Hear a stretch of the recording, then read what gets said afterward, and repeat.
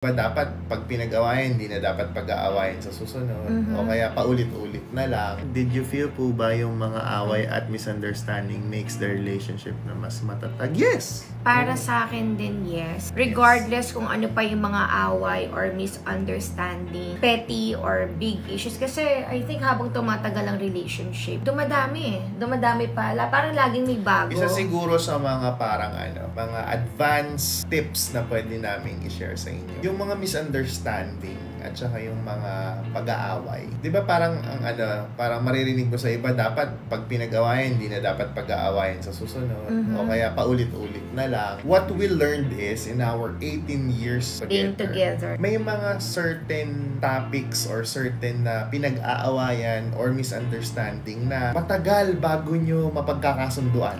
True. Actually, hindi lang pagkakasunduan. Sometimes, acceptance na. Oh, yung acceptance. Minsan, parang years will pass na hindi nyo talaga yan mapagkakasunduan. Hindi talaga. Kasi, until dadating kayo dun sa parang point ng buhay na marirealize nyo, okay, you can agree on this or accept na lang kung hindi nyo kaya talagang pag-agreehan.